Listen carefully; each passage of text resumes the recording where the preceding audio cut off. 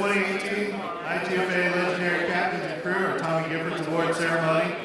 You can tell by moving to the Fort Lauderdale Boat Show, Skip wanted to do this for a couple of years. We finally made it happen this year, and made a heck of a difference in the room. Thanks for everybody coming out.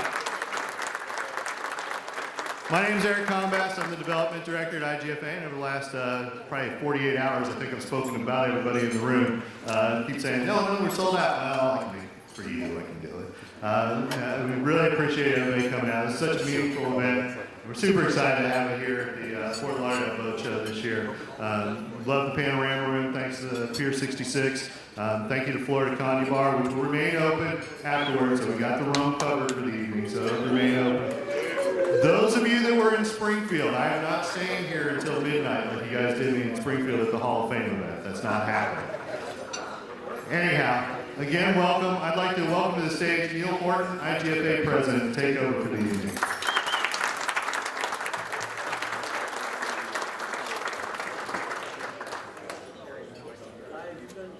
Thanks, Eric, and welcome everyone to the Tommy Gifford Award ceremony featuring our legendary captains and crew for the IGFA. It's probably been a long day for a lot of people.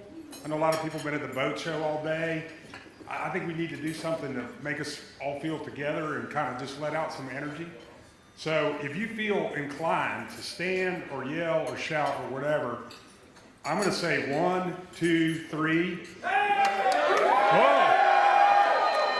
All right, slow down. I didn't tell you what to say yet.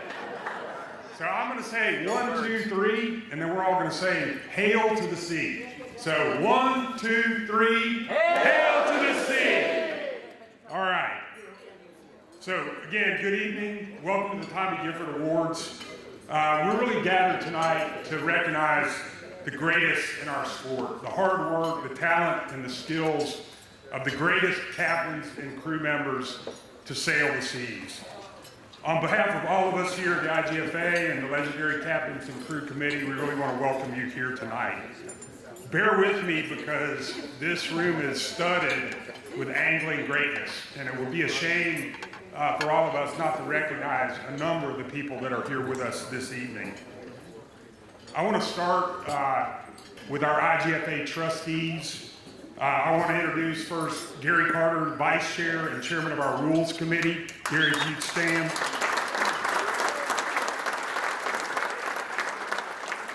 I'd also like to introduce our trustee, Chim Cho, who is also an IGFA Hall of Famer.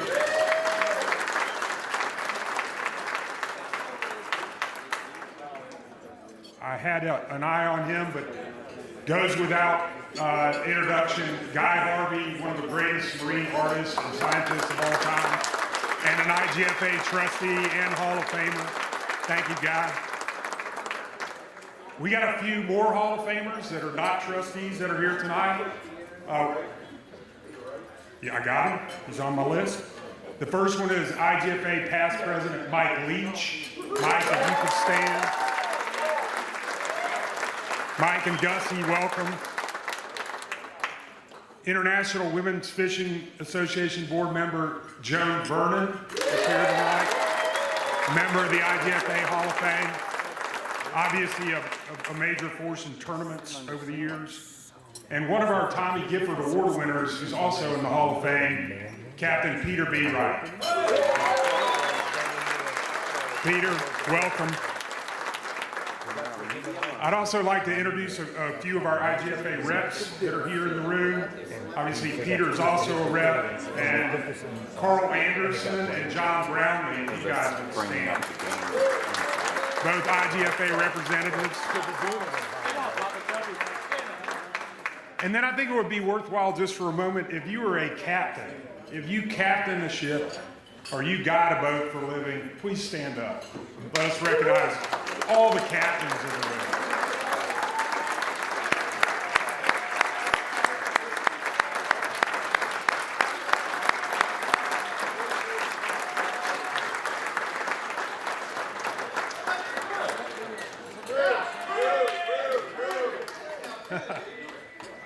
They told me this place gets rowdy, so I'll try to hang in here. We also have some of our most dedicated IGFA supporters in the room tonight. our lifetime members and our donor society members. If you're a lifetime member or a donor society member of the IGFA, please stand up and be recognized.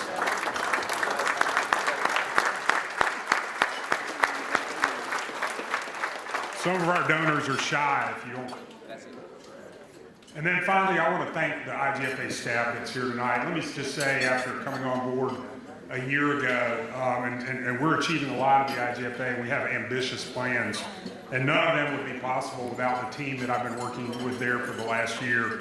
Obviously, Eric Combass, our development director, Don Keller, who works in membership for us, Jason Schratweiser, our conservation director, Joanna Olchek, who is one of the key people in our education department, and Jack Vitek, who is our marketing director at IGFA.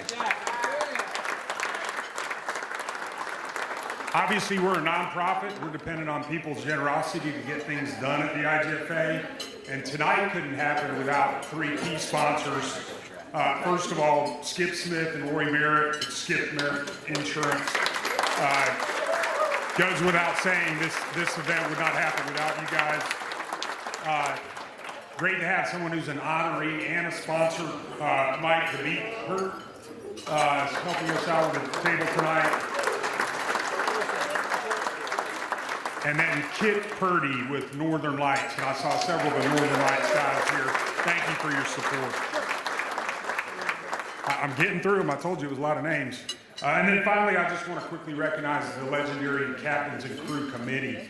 This is the group that we've entrusted with actually selecting the Tommy Gifford Award winners every year and guiding this program. Some of them I've mentioned already, but let me list them all, and then if you could stand as a group. Captain Carl Anderson, Captain Billy Harrison, Captain Steve Lastly, honorary member Mike Myatt, Captain Charles Perry, Captain Voucher Smith, Captain Gary Stu, Captain Peter B. Wright, and obviously Captain Skip Smith. If the committee could please rise and be recognized.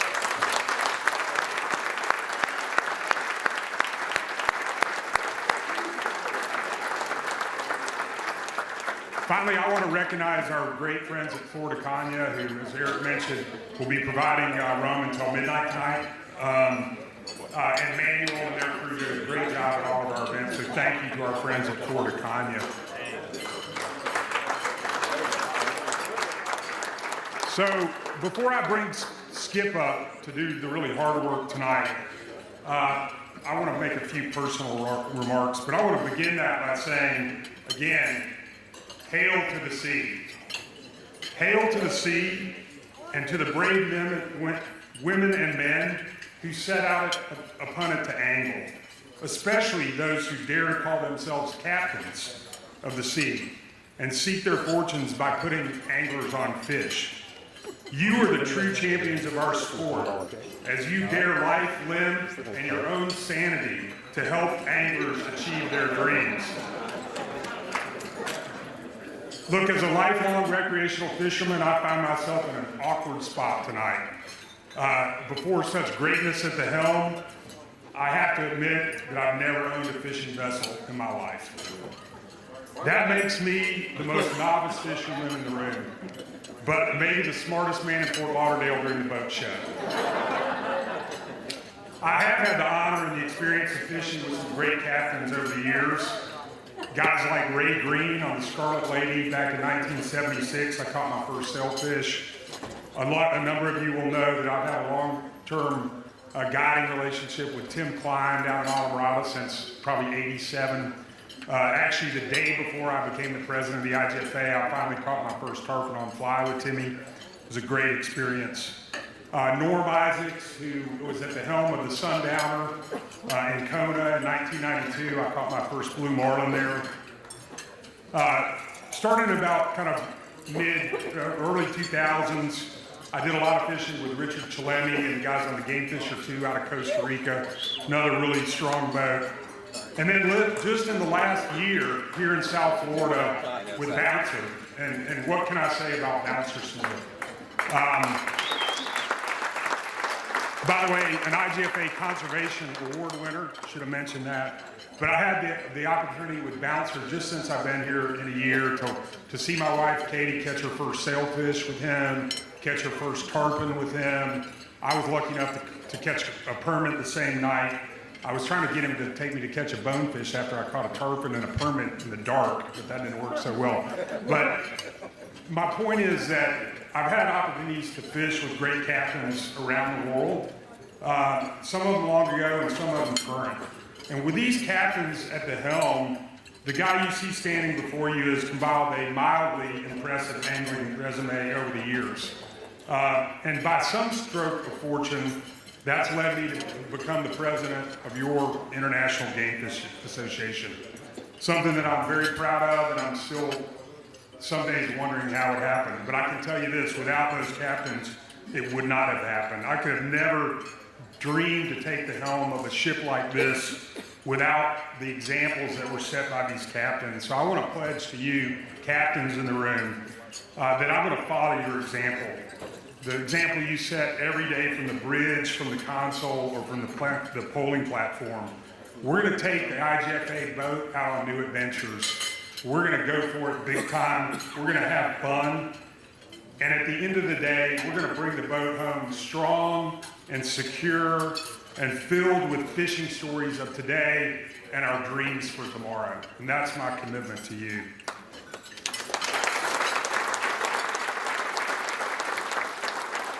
Together, I think we have a great opportunity with the IGFA right now. We're advancing our vessel into the future over the next year as we pursue 5 big initiatives for our 80th anniversary.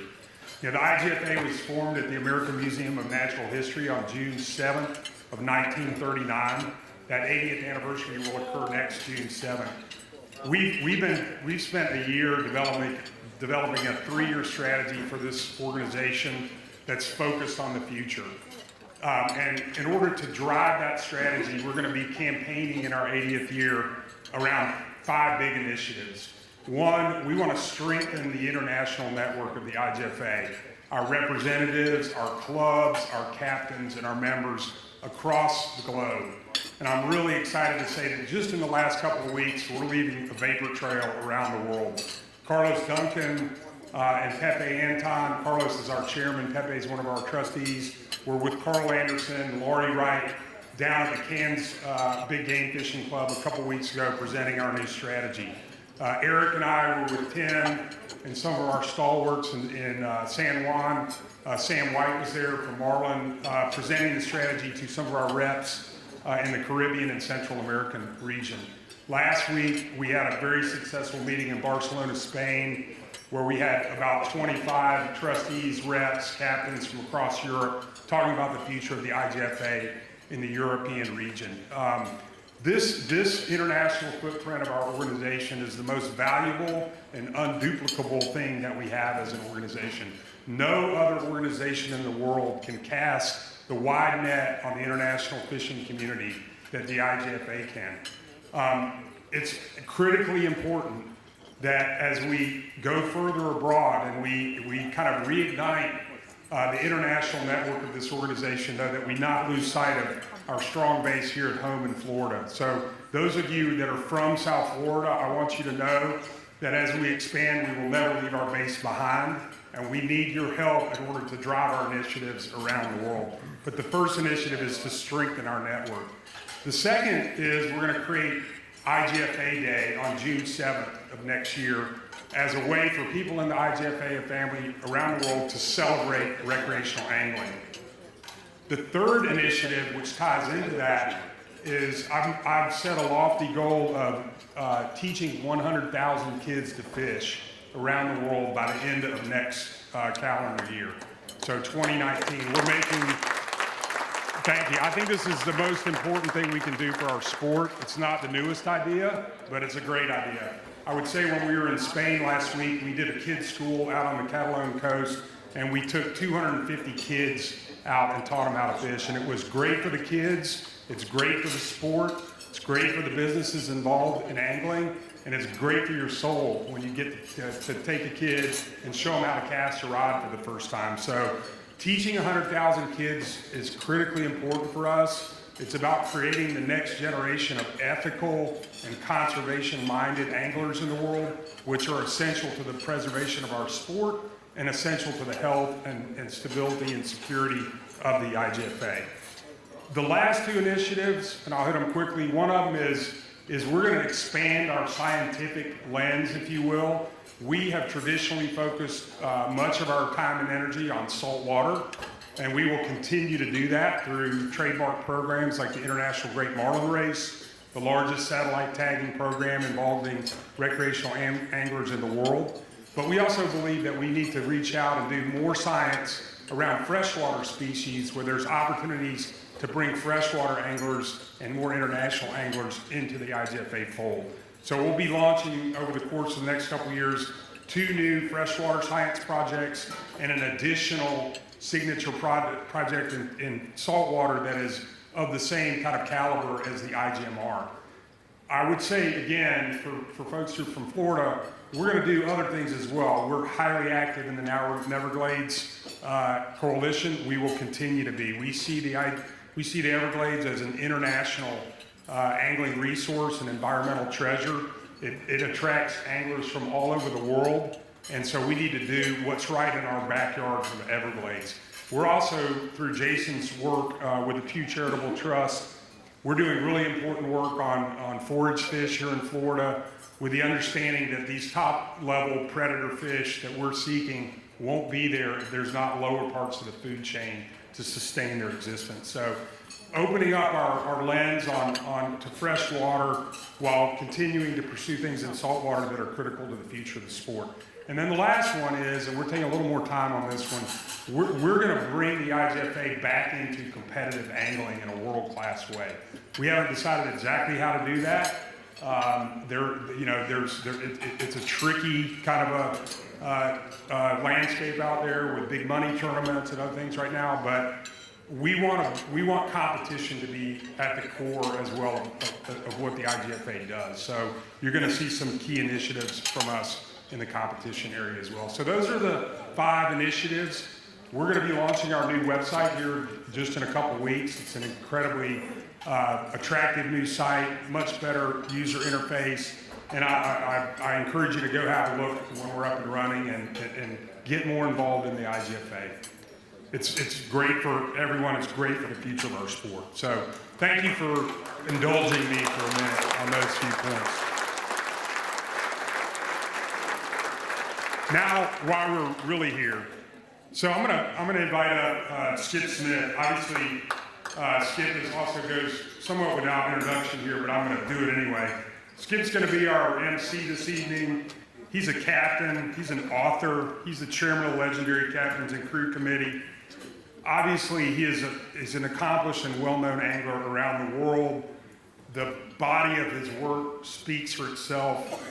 The tales of the exploits on the Madam and the Hooker with Jerry and Deborah Dunaway are legendary, fishing in over 25 countries on an 11-year quest to break billfish records.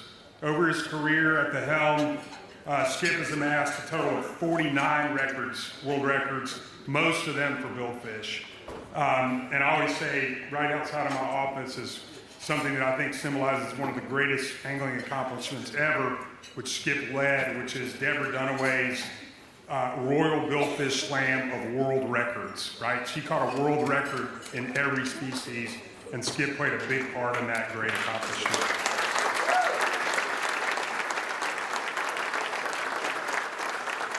Tomorrow night, our friends at the Billfish Foundation are having their gala, and Skip is going to be honored, and appropriately and deservedly so, with the John Rybovich Lifetime Achievement Award. So congratulations, Skip, for that.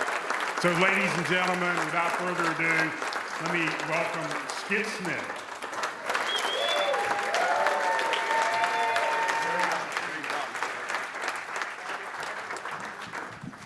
Good evening, everyone.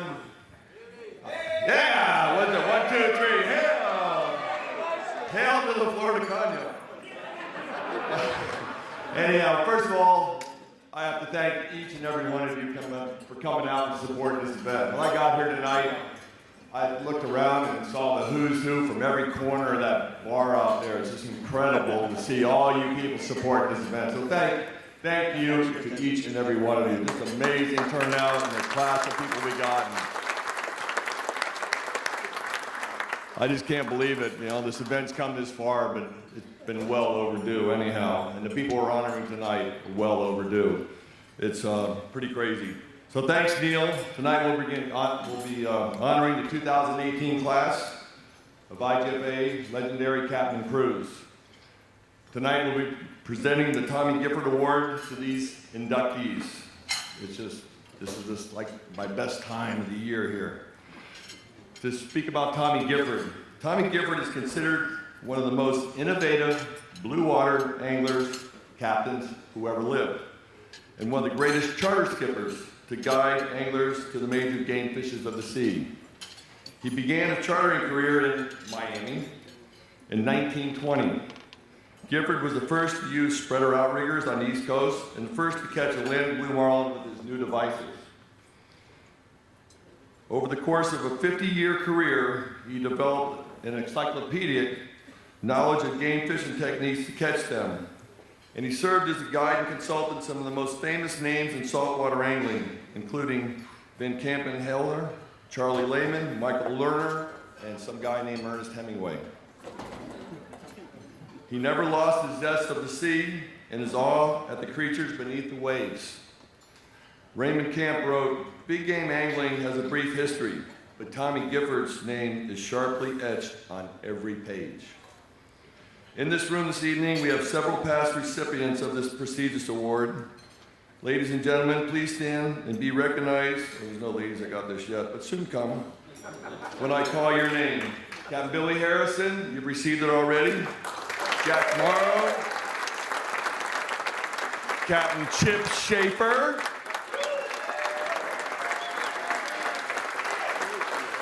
Captain Bouncer Smith.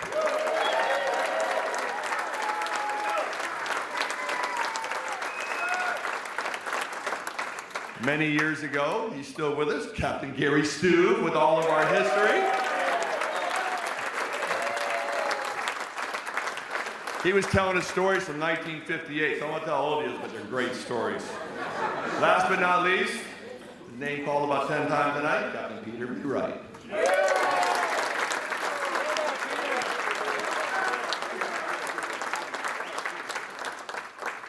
I want to give you an idea of how we put this thing together. The primary criteria for receiving the Tommy Gifford Award from the IGFA is that the captain or crew member must have provided leadership in their trade and have earned the respect of their peers, thus making a meaningful contribution to the sport of recreational angling over an extended period of time. The nominee must demonstrate that he or she has espoused the ethical angling standards stated by the founders of the IGFA. To quote Mark Sosin, "There is no greater honor than to be recognized by your peers. You cannot buy it, you have to earn it."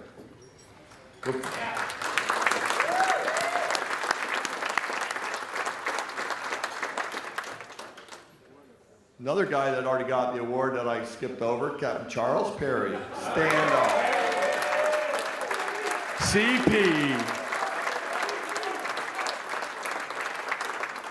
CP, how many times have you been pulled over on a wire? You quit counting? 3? All in Australia, right? Man, you're a tough dude. All right, before we start with tonight's inductees, we'd like to pay respect to Captain Ron Hamlin, who passed away earlier this year. Ron was a pioneer.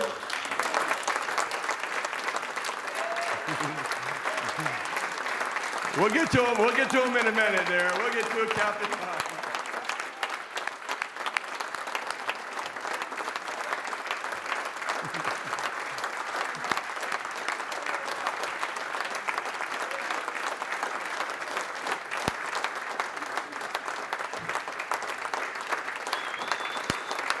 Ron, where are you, man? Ron, look at this. He's fishing. Amazing. Thank you, everyone. Wow. And he earned it. Yes, he did. Ron was a pioneer, an innovator, and the first person to receive the Tommy Gifford Award.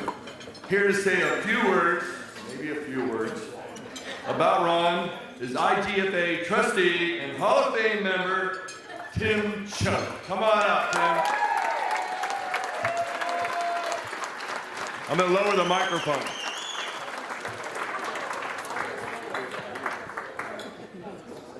Drink goes there. Oh, thank you.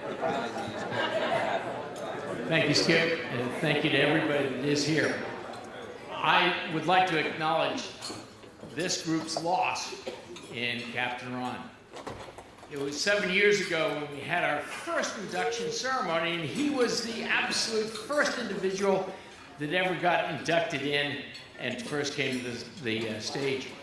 But in any case, we had a wonderful first of firsts. And I would like to acknowledge the loss that this group has suffered approximately 3 months ago, as Skip said. I would like to acknowledge his wife, Gladys, who is at our table. I hope that she will stand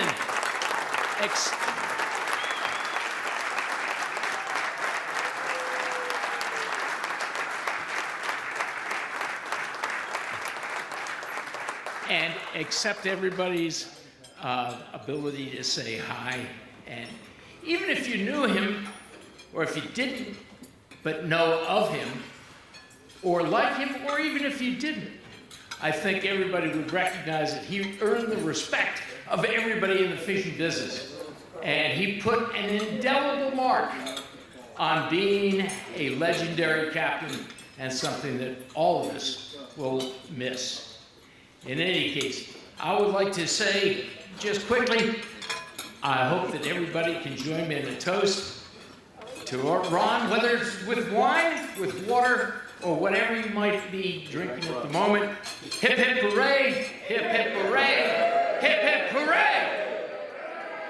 To Captain Ron, and may his memory and guidance always be with us, on the water or off. In any case, thank you very much, and I would like to turn it back to Skip. Thank you very much. Well done, Phil.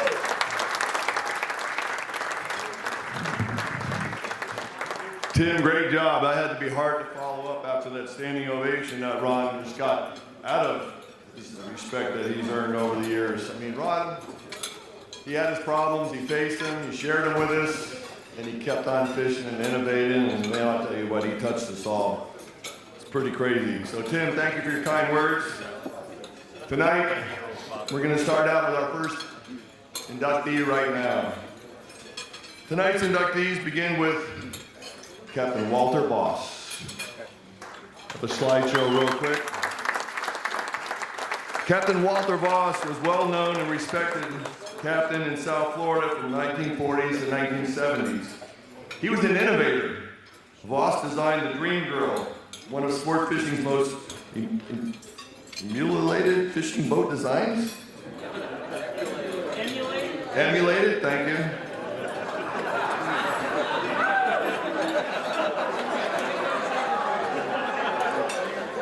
And one of the most dominant boats in a very competitive world of tuna fishing in the 50s and 60s. It was aboard the Dream Girl that most of the past IGFA president, E.K. Harry, legendary tuna fishing exploits took place with Boss at the helm. Here to say a few words on Walter's behalf are Captain Gary Stuve and Peter B. Wright.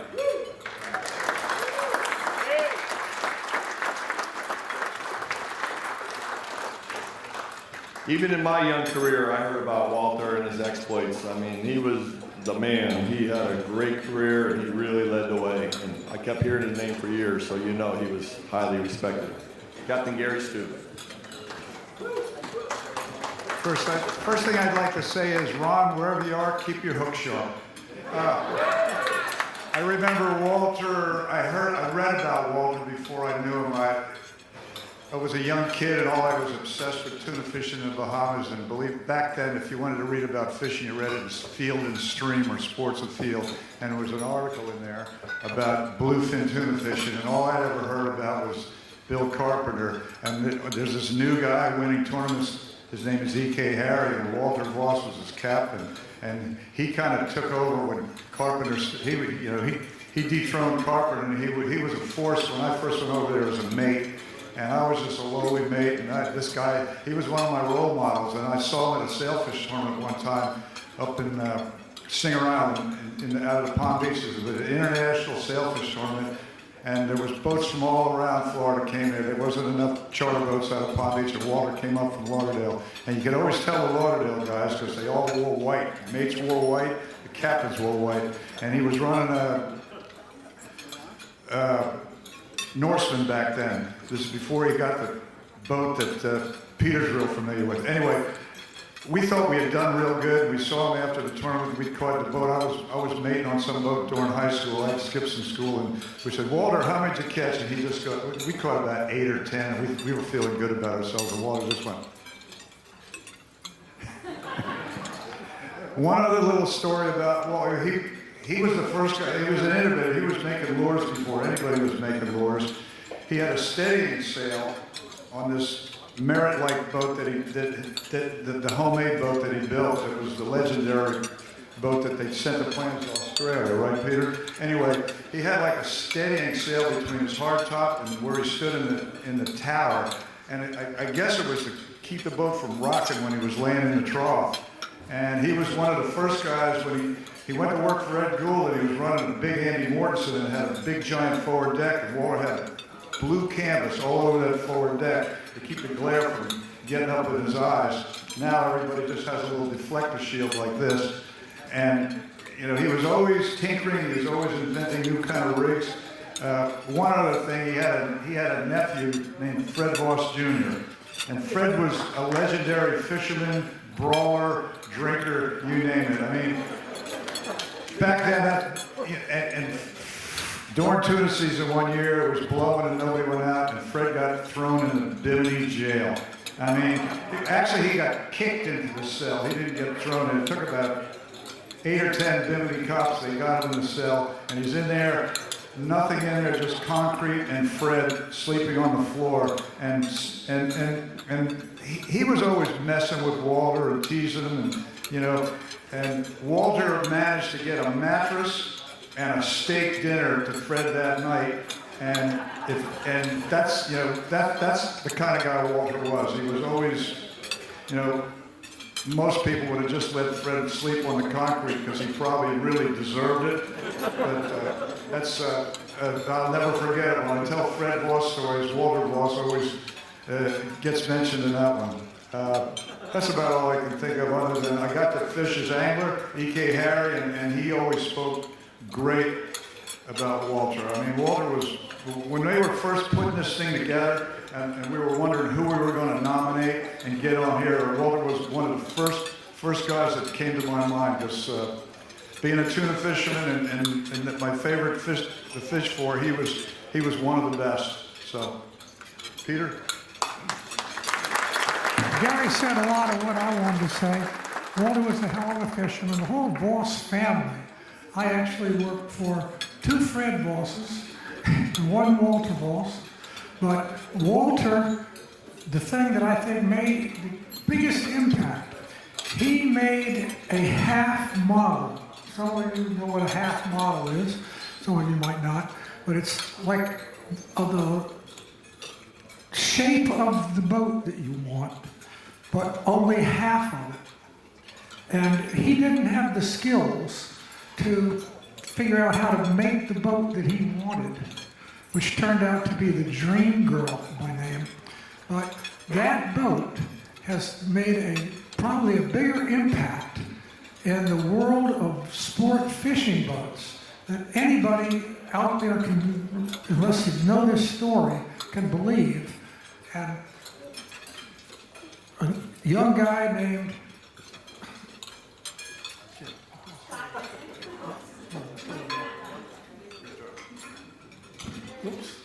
I'm sorry. I can't even think of the name. No. George Bransford. George Bransford was a friend of his. He went to Australia and had a boat built. He didn't call it Dream Girl, but he used Walter Voss's plans. And he had his boat.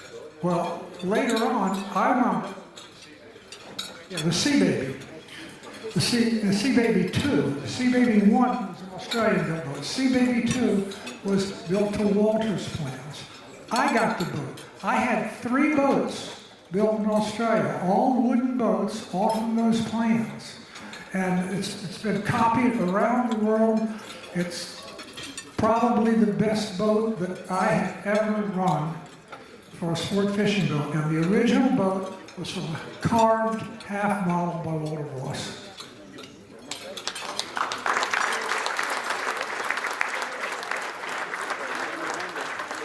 That's a lot of respect for a guy that innovated so many things from lures. One of the best boats that's ever ridden those high seas. Skip, turn the page. Accepting the award tonight on Walter's behalf is his beautiful daughter, Patricia Ross. Would you please, Patricia Voss, would you please come up here?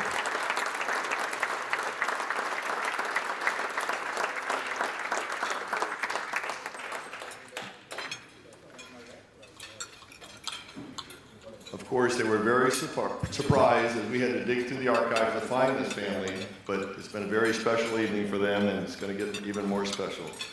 I will put this behind you for a few minutes while you go ahead and accept this award for your father.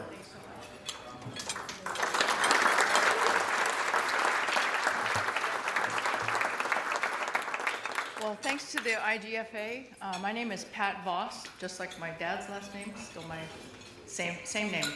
And I appreciate you all indulging me tonight. I don't really have anything to add to the other wonderful stories about my dad, but my dad had 5 children, and there's 3 of us still living, and my mom is still living. My mom was the one that made the little flags, with the fish-on flags, and the little yellow flag that you had to have when you came into customs out here on the intercoastal. And she's in a facility up in Boynton, but she has all of her marbles. And so both of my sisters and my mother wrote something for me to read tonight, and I would appreciate very much that you've given me the opportunity to share this, family memories with you. So I have a sister named Susie, and she lives in California, and she wrote this. My dad was always at home on the boat and out on the water. From an early age, I can remember visiting him at the dock at Bahia Mar and all the excitement there. A particularly fond memory is how our family would wait for him at Pier 66 while he cleared customs. Remember, this is like early 60s we're talking about? Okay? After returning home from one of his many trips to the Bahamas, while he was away, we would listen to the big shortwave radio in our living room, hoping to hear his voice among the radio chatter.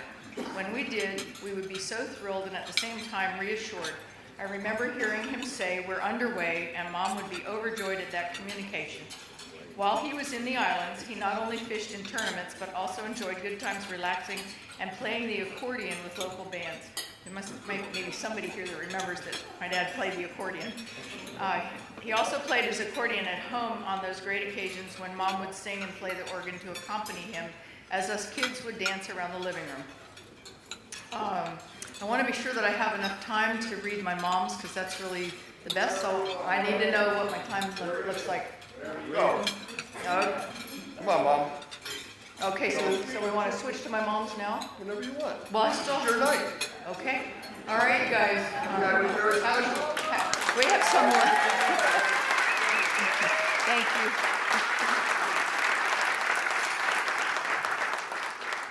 So my sister Susie continues to say, once Dad cleared customs, we were finally able to greet him with big hugs and kisses. Then we would board his boat. I so remember being scared by the big gap between the dock and the deck, and how Dad would step out and reach out his hand to help me step down safely onto the deck. We would then climb the ladder and stand proudly with him on the flying bridge. And you remember he was the original creator of the tuna tower. He built the first one at Pipe Welders, and that wound up in Mr. Harry's backyard in later years. But my sister was talking about the flying bridge, not so much the tuna tower. He would let us steer the boat, or at least let us think that we were doing that as we headed to Bahia Mar. And we were all really impressed with the way that he would back that boat in. Yeah, there's no ledge there. he would just put his hands behind him and look out at the people on the dock and back that boat right in without, I mean, you know, he was using those, the twin, I don't know what they're called, but you guys know what they're called. And it was pretty impressive. Okay. And his oldest daughter, Virginia, is still living. She also lives in California. We're a bi-coastal family. And Virginia says one of my earliest memories was when I was about 2 and a half, and I heard Daddy coming in with a very large shark from the day's catch. She says that this is probably 1939, so we're talking, this was up in the West Palm area, and she said he was docked at Boynton Beach Inlet when I showed up with my cousin Freddie Jr.'s cap gun. You all have already been introduced to Freddie Jr., and ready to protect anyone as if the shark was still alive. As a young teenager, I had the privilege of going out with him on some days of fishing. My favorite spot was on the Fly Bridge, same as my sister Susie. Isn't that interesting? How I wish I could be there with him again and catching the big one. Okay.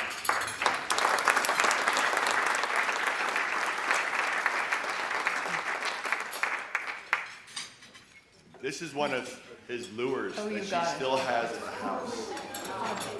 It's for sale for $5,000. Yeah, And there's a guy here that actually has those molds of this lure. no. Oh, really? Okay. Well, my dad died in 1972, and when my mom was cleaning up, she gave all that stuff to his then mate, whose name was John Robinson, and I've never seen or heard from he and his wife ever again. But Took the money and ran like most deckhands. Probably. Okay, so this is from my mom, who's 91 and lives up in Boynton. And so here she says, Walter Voss was born in Hypoluxo at home in the house his father built between Dixie Highway and Lake Worth. There, barefoot on the lake shore with his older brother Frederick, that would be Marcia's father, Marcia's, and our family's at table 13 back by the bar. You know, it's like, some things they'll never think. Walter began learning about fishing, wading into the water, catching minnows in his hands, discovering other sea creatures. Everything on the beach, seashells, seaweed, and seaweed was new to him. His first fishing pole was bamboo from a nearby natural stand of bamboo, which he would later supply the outriggers for his early sport fishing boats. The family had several boats pulled up on the beach. Walter climbed in and out of them. He and Frederick pushed a rowboat out into the water and got in. Walter learned to row the boat and later learned how to sail the skiff. He saw how the water moved the boat and how he could move the boat throughout the water. It was the beginning of his career as a boatman. When he got home from school each day and his chores were done, he headed to the lakeshore. During the Depression, Walter quit school and went with Frederick to apply for engine room jobs on the dredge in Boynton Beach Inlet. Frederick was accepted, but Walter was rejected as too skinny. You saw some of those pictures, right? I didn't get that gene. Okay. He was hired as kitchen help. There and he did teach my mom how to cook. Thank goodness. Okay. There he found out how meals were cooked and served a crew, a good learning experience. Walter's first commercial fishing venture was hand lining in a lake. In a small outboard motorboat with the tiller tied to go in a circle, he baited a hook on the end of a line and threw it overboard from the stern. When he felt a bite, he pulled up the line, unhooked the fish, which he then tossed into a bucket of water, baited the hook, and repeated the process. To catch enough to sell, he had to know where the fish were. We're almost done. Okay. Okay. I'm telling you, this is why I didn't have to prepare anything to say, because my family is really long-winded. Okay. We're almost to the end. You should see the handwriting from your mother. Beautiful. Oh my heavens, yeah, it's really awesome. Even I can read it. Yes, that's true. Okay. Then, in a larger boat, he went out into Boynton Inlet, past the dredge, which was and is still working, and there in the Atlantic Ocean, he caught his first sailfish. It was a thrill. He got hooked on sailfishing. He learned all that he could about the sport and outfitted a boat to take people out for sailfish. Walter took charter parties from Inlet Village. They still call them parties? That's what we called them in our family. You know, nowadays maybe we call them customers. I don't know, but anyway, to take parties out for sailfish. He went out from the inlet village sport fishing in the Atlantic, and more than just sailfish were caught. When World War II broke out, I promise this isn't going to be a whole history of the United States military actions. When World War II broke out, Frederick, Walter, and their younger brother Gilbert all enlisted in the Coast Guard. Frederick was sent to England, Gilbert to the South Pacific, and Walter was restricted stateside due to his asthma. He served on an 83-footer stationed at Lake Pontchartrain, Louisiana, and Peanut Island, Florida.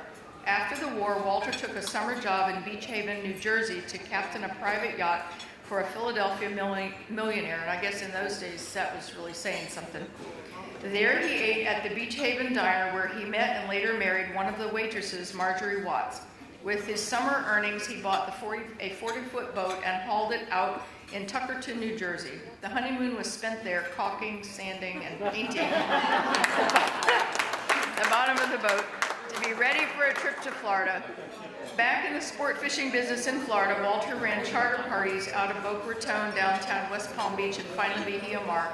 He built a thriving business fishing the southeast coast of Florida and the Bahamas and Cat Cay. Walter competed in many tournaments and won a lot of trophies.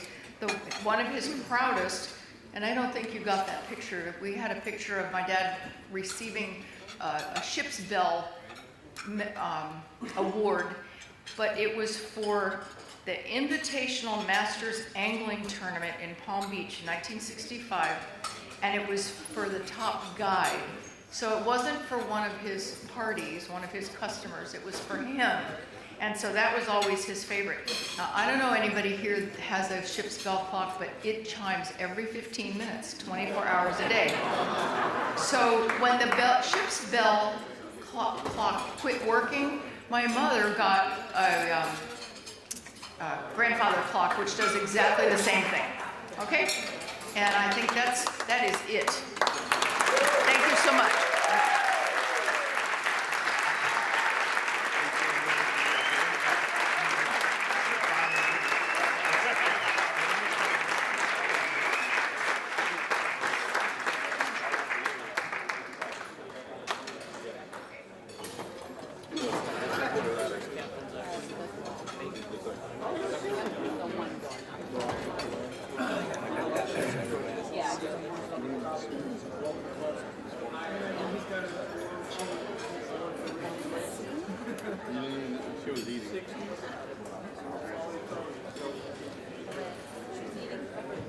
She took the lure from me.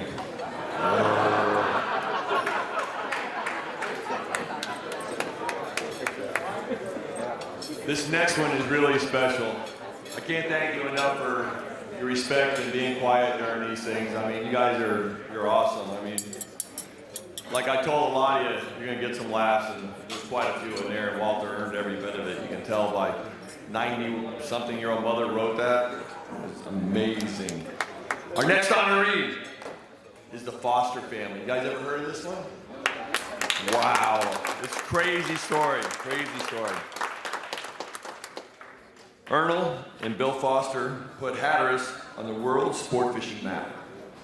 In the then isolated commercial fishing village of Hatteras, North Carolina, the Foster brothers had the foresight to see the potential of taking people, someone said pilgrims over here, people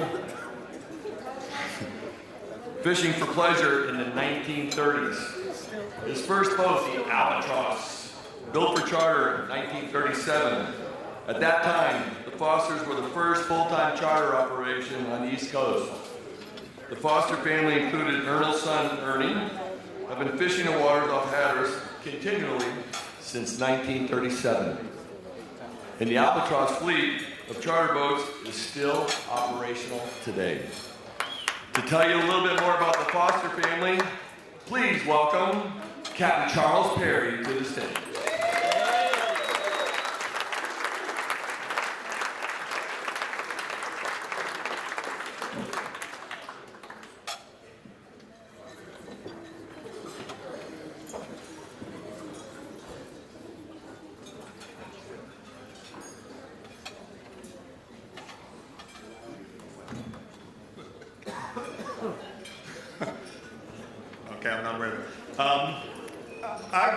to first say that the Foster family is probably one of the most well-known families up and down the East Coast for their fishing expertise through the years. But if you got to figure, starting in 1937 was when he decided that he wanted to build a boat for just sport fishing, to take people for hire to go fishing. Well, if you can imagine what it was like in 1937 on Hatteras Island, everybody thought he was a fool. I mean, that had to be the most craziest thing in the world. And he decided that he found the lumber and he went to Harker's Island and he had the boat built in 1937. Now in 1937, that's before the IGFA was ever established. That boat is still operating today, along with 2 or 3 other ones. Now I think you got to say, that says a lot for the family and for the Ernie and his cousin that is still here today with us. They've kept that boat, they have 3 boats, and they've kept the 3 albatrosses working through all these years. Now, saying that you were, I don't want to throw Palm Beach under the bus or any of the other places, but say you're fishing out of Palm Beach or most any inlet anywhere is one thing, but fishing out of Hatteras for that many years, if any of you know that much about Hatteras Inlet, that's not the place that most people want to go fishing out of. And they fished that boat for 81 years, 82 years now out of Hatteras Inlet. And the boat still looks great today. So, with no more to say. I think it's good stuff. Thank you, CP. That's a lot being said. The way, the way you feel about it, the way you've been in Hatteras, you know you get your ass kicked a lot of days. And for those boats to make it and still go. Yeah, we know a lot of other brand boats that haven't made it. Not throwing names out there.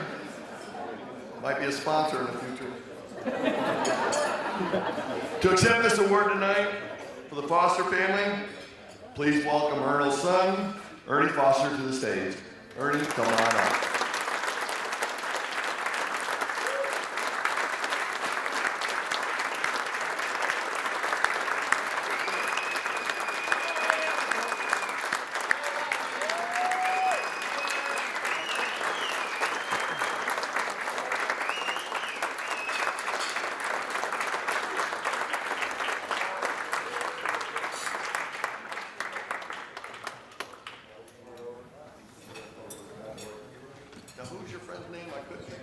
This is my cousin Willie Foster, my uncle's son.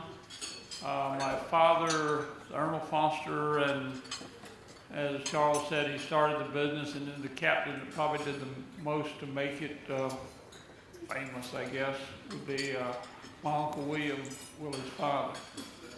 My father came home from the Depression. He was living in Long Island at the time and was working at a business. He was the last guy hired, the first guy fired, so he came home with this crazy idea that he was going to build a charter boat. And all the old timers told him he was crazy, so he built it. And this was before the war, and then he was just getting started. World War II came on and things came to a halt for a while, and then after the war, business took off. And in 1951, he bought himself a nice fancy fiberglass fishing pole, and he'd been taught by Kip Farrington in the 30s.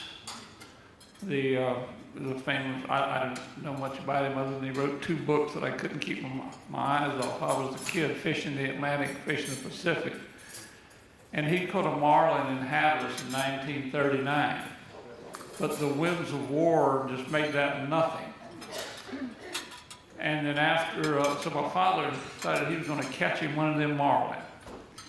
And in 51, he had a charter. My father rigged up a mackerel and he hooked the marlin, and the charter said, "We didn't come this far." They were from Pennsylvania. "We didn't come this far to work that hard. If you want that thing, you catch it." So he did. And their caddy had hired a publicity agent, and that picture literally went all over the country, and Hatteras just took off. And we had a couple from Richmond who got in touch with my father and said, we want to come marlin fishing. And the next year, they came down, and Mrs. Ross Walker caught a marlin, the first woman to ever catch one north of Florida. That was a big deal, and that went all over the place. And fishing just suddenly took off in Hatteras, big time. And then in 1958, my uncle Bill, Willie's father, had a couple out fishing on their honeymoon, Jack and Ellie Cleveland. And they caught a marlin and did the dumbest thing anybody had ever heard of in Hatteras. They told him to let that marlin go alive. And that was the first marlin billfish ever released in our area. And my uncle was ridiculed.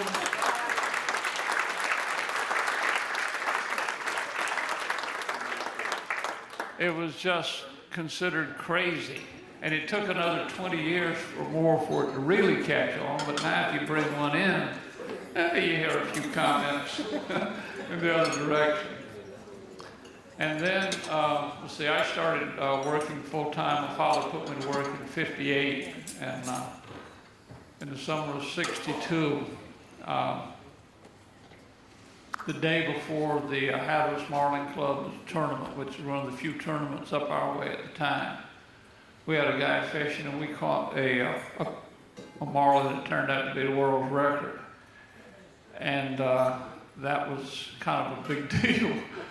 And it happened just at the right time. And from that point on, Hatteras was a serious go-to place for fishing. And those were the things that made the albatross fleet significant.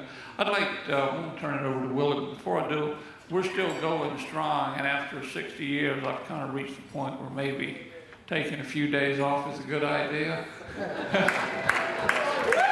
And I'd like to recognize Captain Brian Matley, who's now running the albatross fleet. Brian, would you stand up?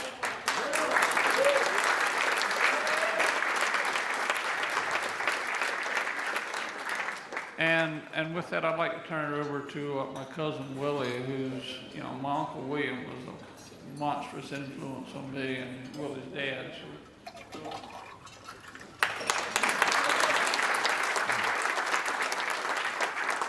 No, thank you.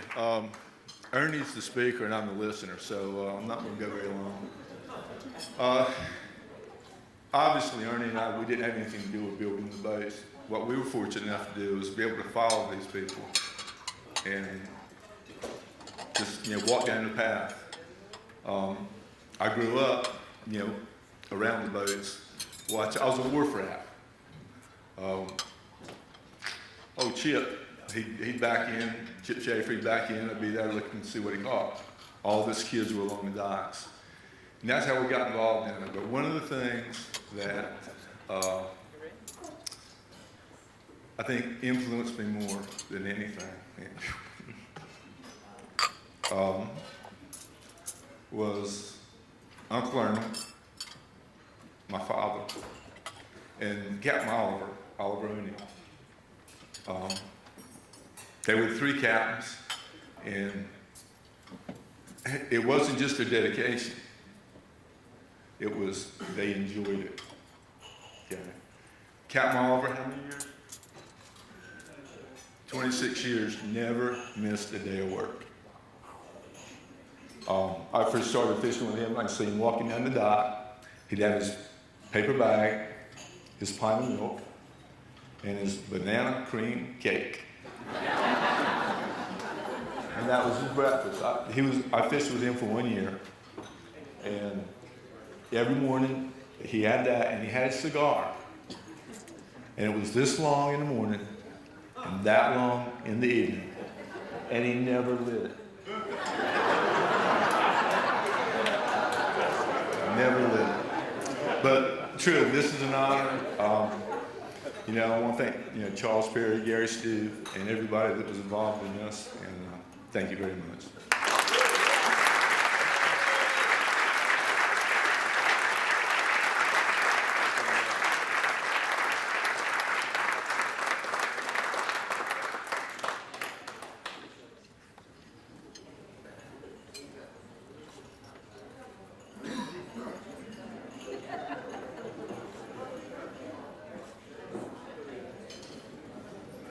So you're receiving the Tommy Gifford Award, guys. Congratulations. Great stories.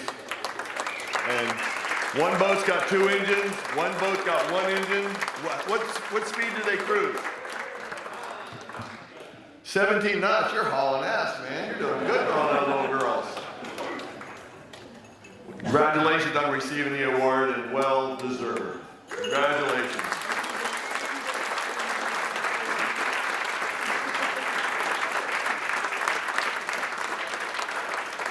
We're still going back in time. We're going to go back a lot of years to another real captain that's made a big influence on all of us. Our next honoree, Captain Jim Donovan.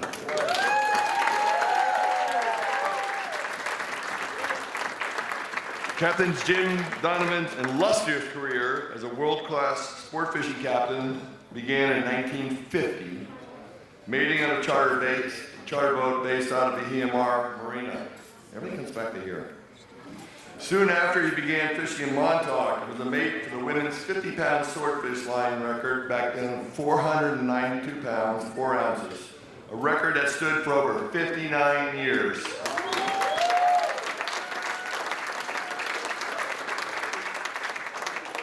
Donovan is probably best known for being a pioneer in mothership operations, which he began in 1978, towing a 43-merit behind a 106-foot yacht from the Atlantic coast to Canada, to Vancouver, British Columbia, and back. Just all over the place. To tell you a little bit more about him, Captain Dean Young and Captain Gary Stu. Please come up to the stage and tell some good stories.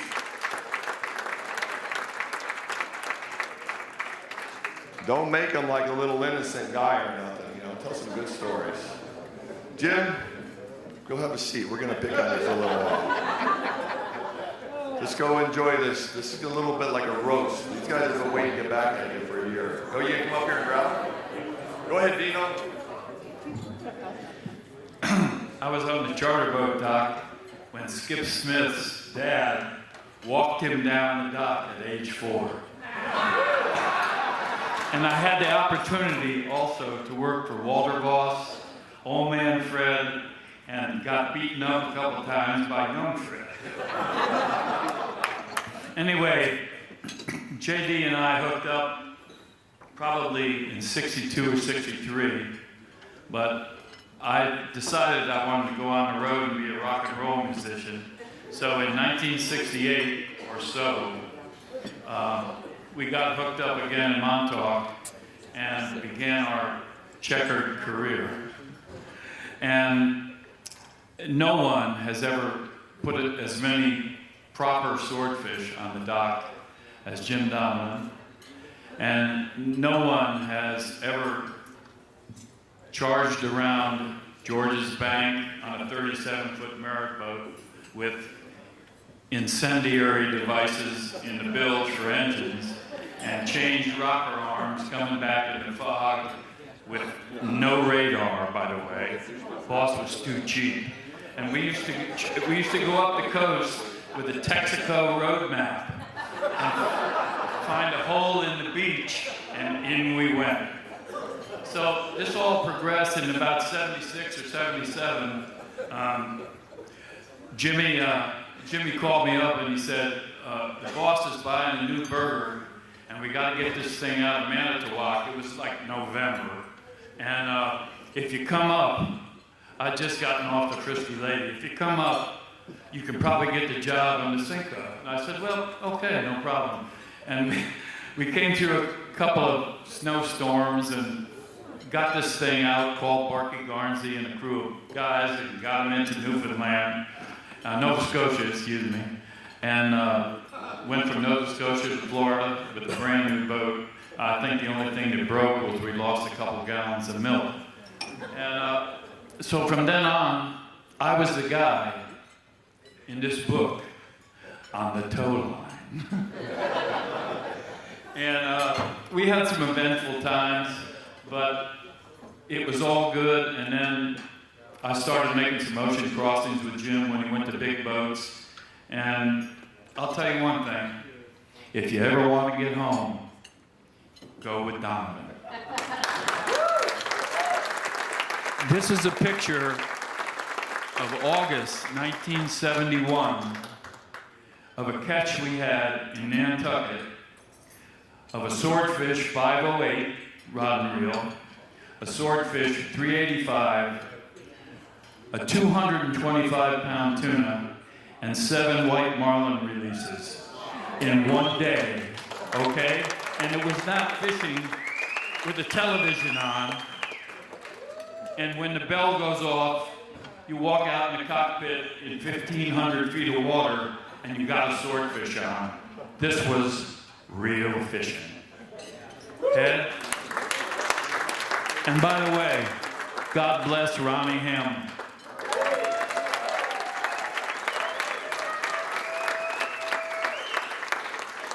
You saw that picture up there before with Jim with a sextant? And I go, Jim, what's with the sextant? They got GPS nowadays and things like that. He said, well, you know what? Someday that stuff isn't going to work, but this sextant is always going to work. And he's the only guy probably that I know in this room that knows how to use a sextant.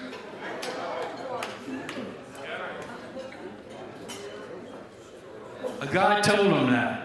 Actually, when this electronics goes to sleep, and I've got like 6 or 7 Atlantic crossings with Jimmy, and every morning, man, shooting the sun. Well, I think someone's ready to really talk and defend himself. So, Swordfish Jim Donovan, come on up, get your award.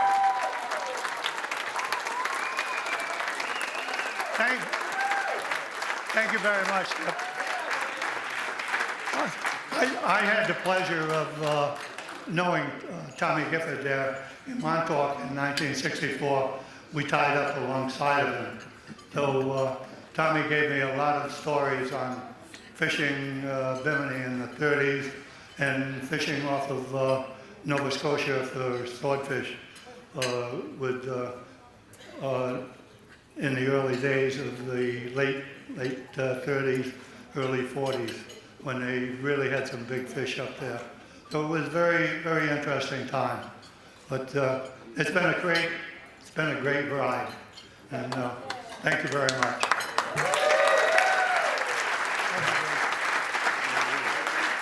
Thank you, Gary.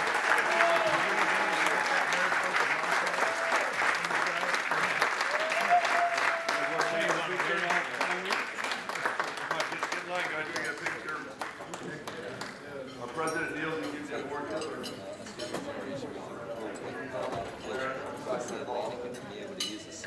Where are you, Eric? That's pretty cool. With acid, smoking a cigarette.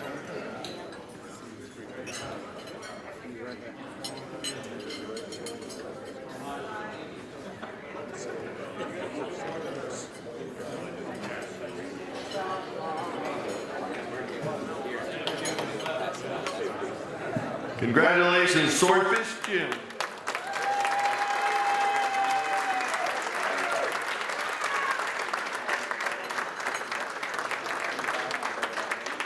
Well, now we completely covered the East Coast, all the way up to Nova Scotia and beyond, and Florida, Caribbean, transatlantic crossings. Our next honoree, Captain Mike the Big Hurt.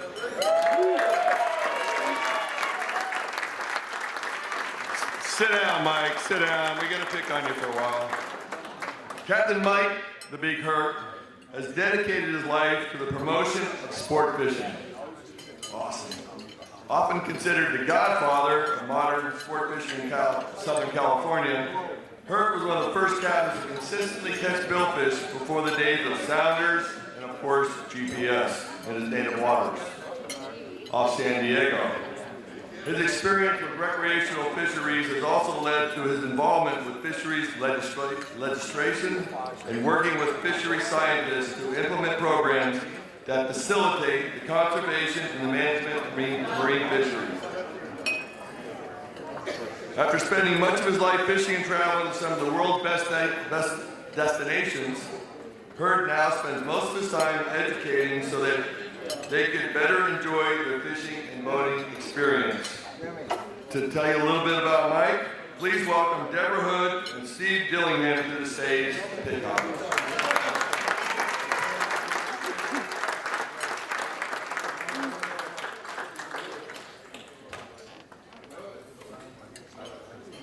I had the pleasure of meeting Mike way down there off Cahuiba many years ago, and I don't give dates out. Steve, Deborah, who's going first? Ladies first. Ladies first. I'm so happy to be here tonight. I'm so happy to be honoring my dear friend of 34 years. We're both much older than we used to be. Michael was a dear friend of mine when I became the West Coast editor of Marlin magazine in 1984. Bill McClellan, who was the founder of Marlin magazine, hired me to expand the universe of Marlin readers, and he knew that the West Coast was an important area. We had to cover that. And so he hired me. I didn't really know what I was doing. But I love sport fishing. I love bill fishing. I'd grown up fishing with my dad and my mom in the Gulf of Mexico.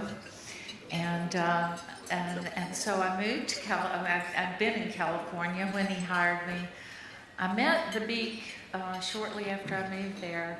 He took me under his wing. He knew I needed all the help I could get. And he helped me meet all the people that were important to the West Coast bill fishery. All the important captains, the important owners of the greatest boats. And he also connected me with all the bill fishing clubs there. But most importantly, he taught me how to fish West Coast style. And to me, that was the greatest gift he ever gave me. We helped each other, actually. I helped him because 3 years later, I moved back to Pensacola, Florida to a promotion and became director of advertising and director of marketing. And I needed someone to take my place in California and to cover all of the fishing, all of the West Coast, Mexico, Pacific Rim fishing, Australia. And I trusted him because he trusted me. And one of the things if you've met Mike, the Beak Hurt, you know why he had that name. So it's been a while since I have studied parts of speech, and so I started thinking about what does the word "the" actually mean. So excuse me if I'll refer to my phone because I Googled it. Because I couldn't remember. And it says, the word "the" is considered as a definite article because it's used to refer to something specific. So you've got the Pope, the Lord, the President, and the Beak.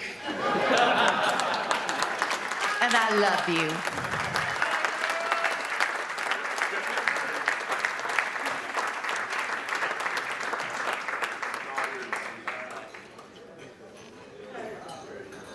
That was tough to follow. My name's Steve Dillingham. I'm from San Diego, California, and I was asked to come up and tell a story about Mike B. Kerr. Very proud that I'm from San Diego. There's two great captains here tonight. It's awesome. I was Beak's deckhand in 1981, and I fished with him and competed against him for these past 40 years, and Beak's my friend. So, as I was pondering which story to tell tonight, should it be about the 75 marlin releases in one day? Or should it be about the 14-hour epic battle with swordfish? Or should it be about winning the Penrose Trophy? But as I recounted these stories in my mind, they all ended up being about me. And that's not why we're here, clearly. In my mind, these stories always ended with, if you would have kept the pattern tighter or been quicker with the drop back bait, we could have caught more fish, Steve.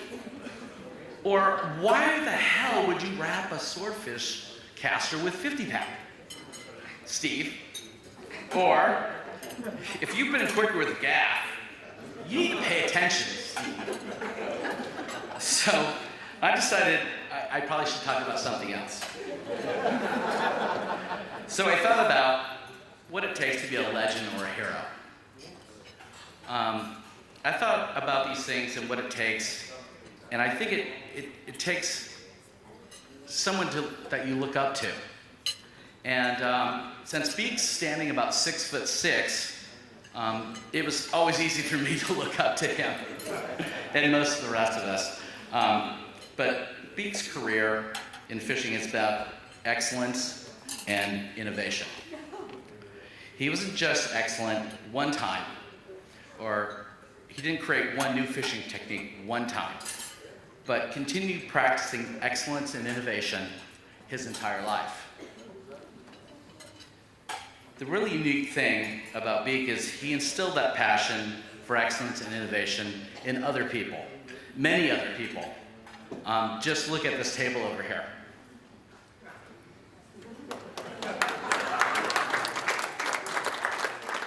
I've known Beak my entire life. I know that the lessons I learned from being his deckhand at 18 years old have served me throughout my entire life. Not just in the fishing arena, but in everything. So to me, Michael, that makes you legendary. We all congratulate you.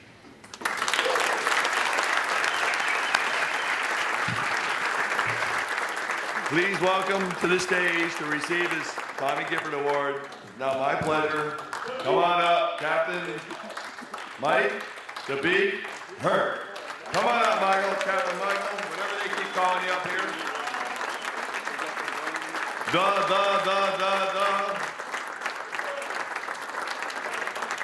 You really deserve this award, I can tell you that. 6'6", I better move the mic up. You have a few words for us, Cappy? Well, I'm not known for being less wordy than I normally am, but geez, this is too much. Thank you, Steve and Deborah, for all your lives. And to all you, to IGFA, the gentleman I met that helped me, what are we doing here? Thank you. It's a big deal, and I wasn't ready for any of this recognition. Skip, Peter Wright, all the guys that I heard about and maybe met once or twice, people who I've forgotten that I met. And you all got older, so I don't recognize you. But for all those, Skip wrote a statement there a few articles ago. Where are your name badges? We don't remember this stuff. But where was I?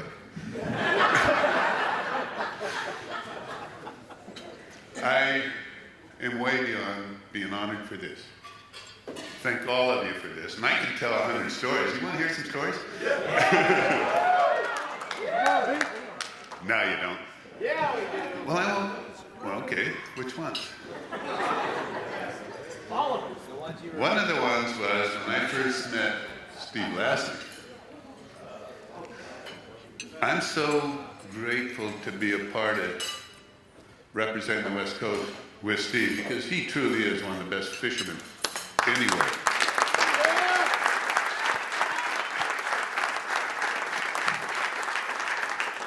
When I first met him, he was maybe 18, young and dumb. We were commercial fishing in albacores on the Angela. Tom Flager, Chuck Albright, bunch of spoiled kids from Newport. And we're out there and we're fishing and here Mayday kind of called, it wasn't really Mayday, it was one of them ponds. But it was like, I got a guy injured here. We're like somewhere out in the middle of the ocean. A few hundred miles from the beach, so they had to have the helicopter come out to get him. And as the story goes that I heard, I stood by, because that's what you do is in the water. You always stand by to help people. My son's telling me to hurry along here, but. Your night. Your night. How about it? All I'm saying is, they drugged Steve off that deck. As I hear, kicking and screaming, I'm not that hurt. And they airlifted him up in that helicopter, flew him away. And the bite was good. But the amazing thing is now that was such an impact on Steve to have that helicopter ride. He's got the bad company with their own helicopter to follow him around in case he ever needs it. I'm sorry, but that's the way. But all the people I've met, and, you know, to touch bases with all of you tonight is just like, I can tell you so many things. I heard Peter Wright couldn't say anything. I get that. I'm emotional. Thank you very much for everything you guys say. I got 100 million stories. Yeah, that's all right. We'll continue. Come on over here for a picture. Peter? Peter, I was going to tell stories about you, man.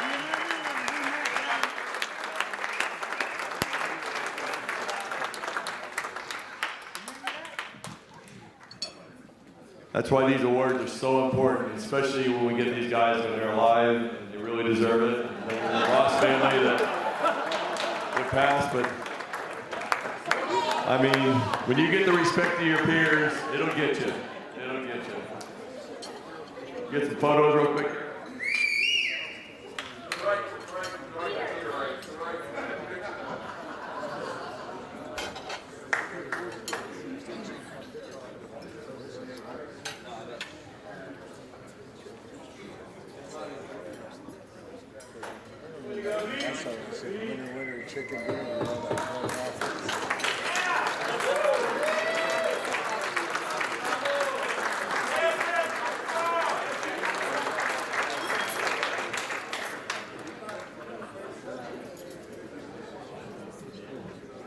Mike says he has more stories. You got more stories about Steve or who? Back in 1908, when I first met Peter Ray, Peter was just telling me, remember when we met? And I go, no. Peter Wright was the mouth of the South, right? Oh. Peter just got out. We all are getting a look now, but really I want to thank all of you. And I'd love to tell you a lot more stories. I guess I got to get back to writing. Thank you. Please do. We enjoy your writing, Mike.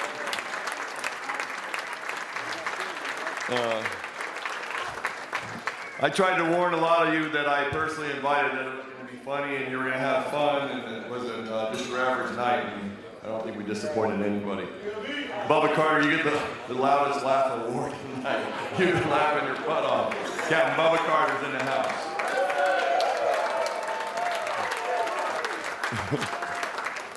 Flew all the way up from Costa Rica just to honor a couple, all 5 of them, I think, there, Bubba. All right, you ready? Tonight's final honoree is Captain Steve Lashley. Just stay put. They're not hurting you too bad here, Steve. It reads over here, over the past 3 decades. They're not making you too bad. Captain Steve Lashley has built one of the most impressive resumes in the history of sport fishing. I've read it. It is. Steve bought his first boat in 1974 at the age of 17. Has been making a living fishing ever since. He's logged thousands of days fishing Southern California and Mexico, and also fishes Hawaii.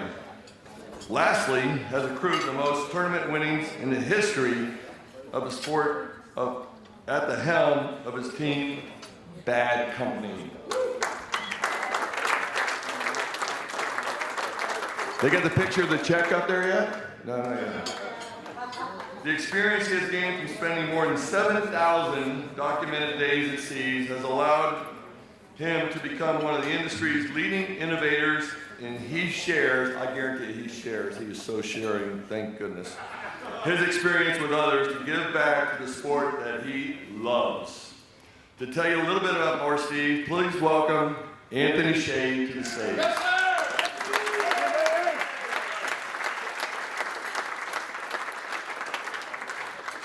Don't make it sound real nice, Anthony, please. All right. Well, I thought long and hard about how nice I'm going to be to Steve this evening. What's that? Give a raise.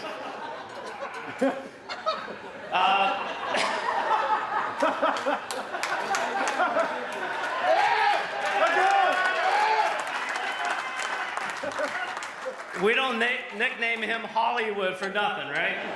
Johnny after midnight.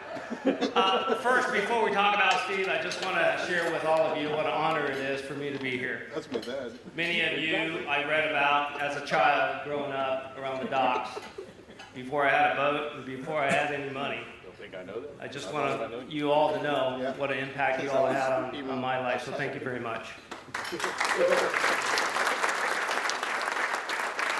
So now let's talk about Steve. So on a serious note, before we talk about Steve as a fisherman, I've known Steve for 30 years, and I spent lots of time next to him, maybe too close, 3 feet away on the helm's chair with this man for the last 13 years. It's pretty amazing how intimate you could be with another human being when you're on the ocean together for that many years and days. And I'll tell you something about Steve. Out of the 13 years that I fished with him, he's never had a bad day. His attitude is really amazing. And because of that, I've learned something from him all the time, not just fishing, but about life. His character is unmatched. His wife Shirley is here tonight. And Shirley, I'm not saying that because you're here. But he is a good man. You married a good man. His work ethic, stupid. I work pretty hard, but next to this guy, he's Iron Man. He's the Energizer Bunny. He just goes and goes and goes. Even at the end of the day, 16-hour day, we're running back on plane, had a successful day, blood on the deck. For a 3-hour ride, he's in the binoculars, 2 hours and 50 minutes. He's unbelievable. And to complement his skills, his mechanical and electronic skills are really legendary. I don't know where he learns this stuff. It just comes to him pretty naturally. Ultimately, Steve is a gentleman. He's humble.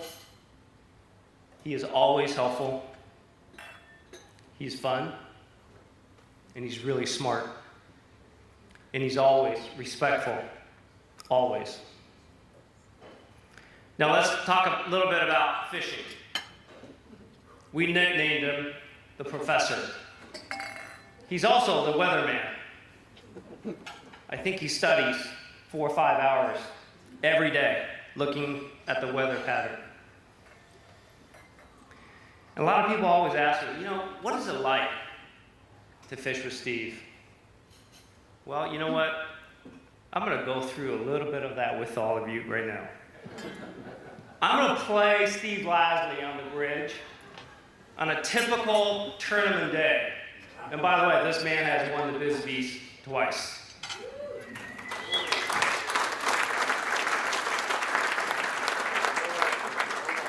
So there are a few folks, lots of folks in the audience that have fished with Steve, so I know you will all join me in this.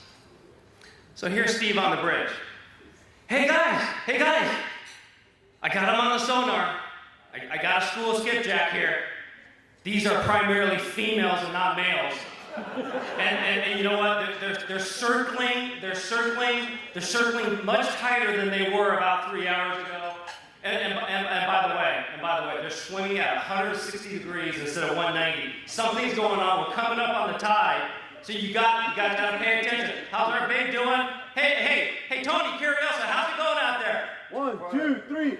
Water!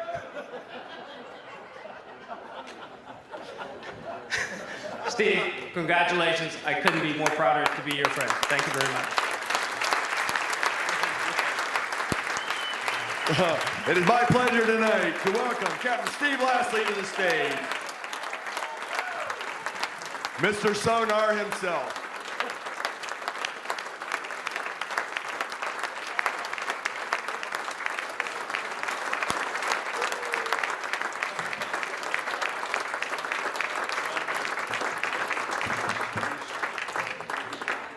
Thanks everybody for being here. If you guys know me at all, you know I'm scared to death right now. Oh my gosh, I don't like being around more than 2 or 3 people at a time. This is horrible.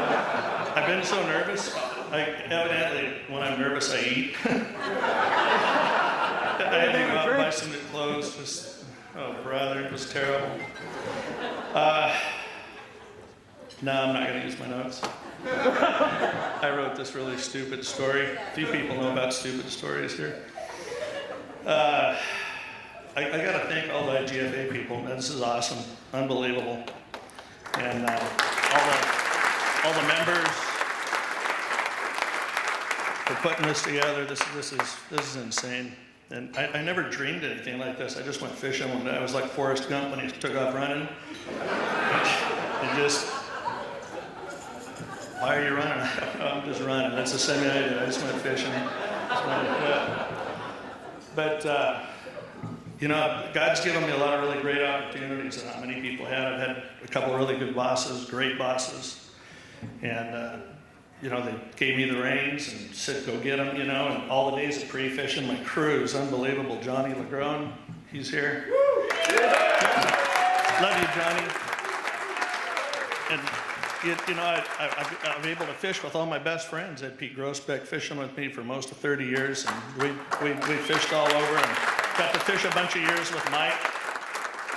And we fished on tournament teams together all over. And actually, where I first met Mike, where I first met you, not the air vac, but was in Cat Harbor. We all got blown in. We were both commercial fishing swordfish, and.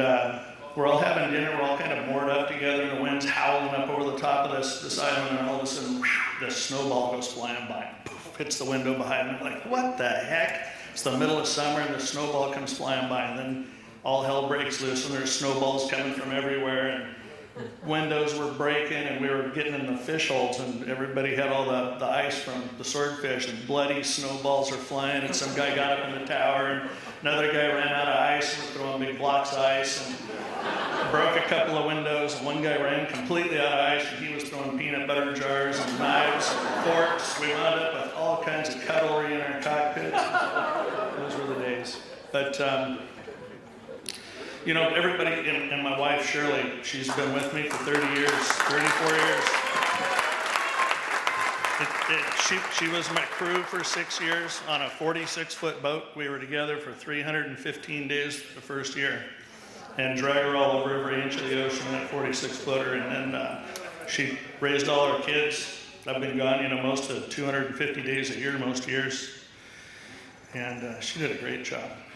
I'm very proud of you.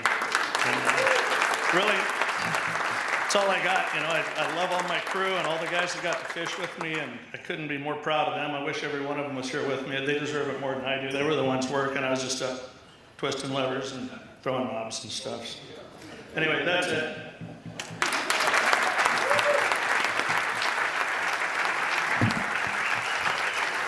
Congratulations, Captain Steve Lastly. Here's your award.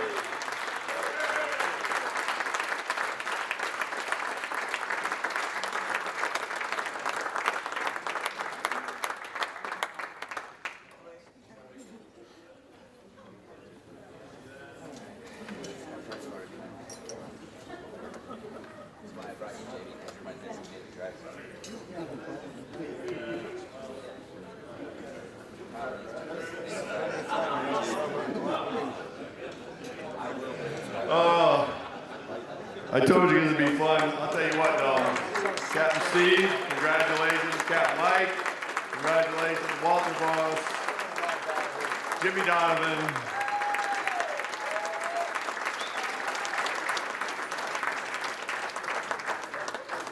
I'd like to congratulate everybody. I mean, Steve could probably stay up here and talk for about 2 hours on how to work your sonar. But get him up here to tell a couple stories is always tough. It's not his thing, but I'll tell you what, he does share. Mike, you've been great at sharing. You helped me back in the 80s, so thank you. So tonight, on behalf of the legendary Captain Crew Committee and the IGFA, I want to thank you for joining us this evening. I think Eric said we got plenty of Florida Cano back there, I think. So this is truly a special night for the recipients of the Tommy Gifford Award and their families. We applaud all of you inductees and all the past recipients, and thank you. Good night. We'll see you next year. Let's have a drink for these guys. Come see them, come visit them, and let's go have a good time. Turn on the music. Let's go. Good night.